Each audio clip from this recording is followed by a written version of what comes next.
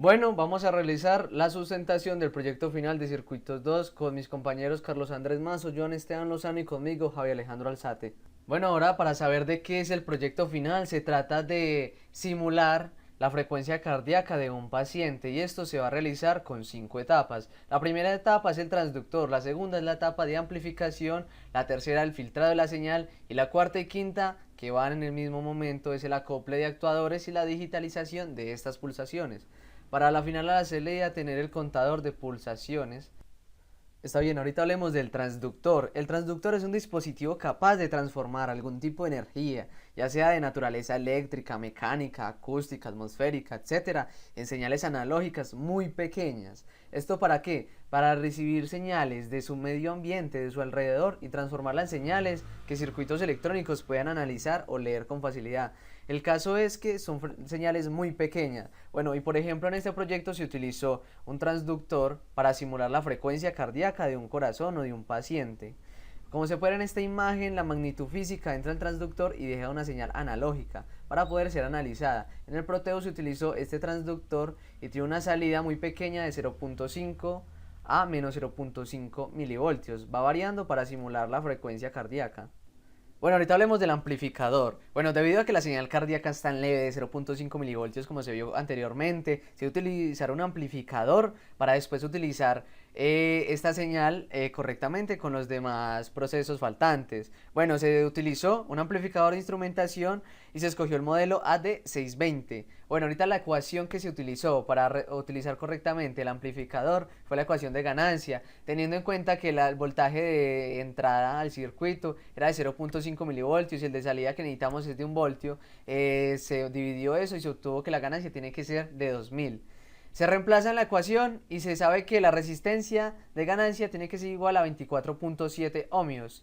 Esta resistencia se pone entre la entrada 1 y la entrada 8, y entre la entrada 3 y la entrada 2 está la entrada positiva y negativa del transductor, y en la entrada 6 sale la ganancia, sale la señal ya con la ganancia puesta.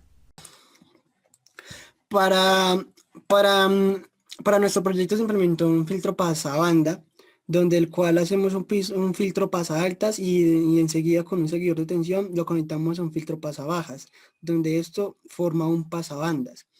En primer lugar, cuando hacemos la función de transferencia de nuestra primera etapa, donde es conformada por el cuadrito negro y el primer cuadrito azul, sería un diagrama de bode de primer orden o un filtro de primer orden, pasabanda, como se ve en la siguiente imagen. Vemos que nuestro diagrama de bode es un poquito con una decaída de menos 20 decibeles, donde colocando los cursores en menos 3 decibeles para mirar la frecuencia de corte promedio, miramos que en el eje Y, en el eje X, perdón, hay una frecuencia de primer cursor de 1.574 Hz y en el segundo cursor hay una frecuencia de 159.16 Hz, donde ya haciendo la función de transferencia, o bueno, cabe recalcar que para que nuestro filtro pasabanda sea un poco más selectivo, se le anexa el mismo filtro implementado anteriormente para que nuestro filtro pasabanda pase a ser de grado 2. Entonces, por lo tanto, como se ve en esta imagen, el filtro ya de grado 2, vemos que nuestro diagrama de bode, comparándolo con este, ya es un poco más decaído, ya de menos 40 decibeles por década, donde ya la frecuencia pasa a ser 2.45 Hz y en el cursor 2, 102 Hz. Se puede ver que el circuito en este circuito es más selectivo. Contador de pulsaciones. Para la realización de este segmento se utilizó un circuito integrado N555 en modo monoestable, ya que este modo nos permite tener un periodo de tiempo en el cual se van a hacer las contabilizaciones de los pulsos cardíacos. Para obtener los elementos que van conectados al N555 se va a tener en cuenta la siguiente ecuación, donde t es igual a logaritmo natural de 3 multiplicado por la resistencia y un capacitor.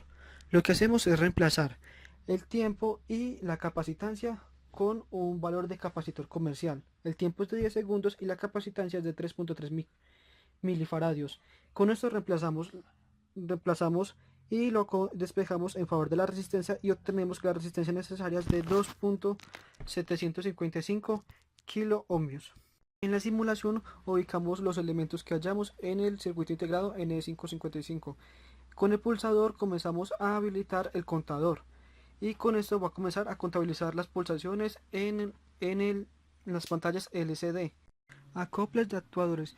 Para los acoples de actuadores se ha utilizado un relé, el cual va a estar posicionado a la salida del filtro de la señal. Cuando la señal del pulso cardíaco eh, active el relé, este permitirá el paso energético hacia el actuador, el cual va a ser un motor, haciendo que este se mueva cada vez que detecte una pulsación. Como se puede observar en la simulación, esta va a ser la entrada de la señal y la de arriba va a ser la alimentación del relé. Cuando se inicie con la contabilización, el relé se va a activar y cada vez que haya un pulso va a comenzar a moverse el motor. La señal que sale de nuestro filtro llega a las pulsaciones donde se utilizaron un contador para las visualizaciones de las pulsaciones. Se contó con un codificador, un contador por décadas de referencia 74LS90, donde la salida de esto llega a las entradas de un decodificador 64LS47, donde este decodificador conectado con unas resistencias para nuestros 7 segmentos, como se ve en este LED, y allí representar el número a representar por las pulsaciones que va llevando nuestro electrocardiograma. Donde una explicación más anexada es que estos contadores, al ser por décadas, entonces del 0 a 9, cuando este llega a 9, le pasa un 1 a este, como se ve acá, y él vuelve a contar, a retomar otra vez. Muchas gracias.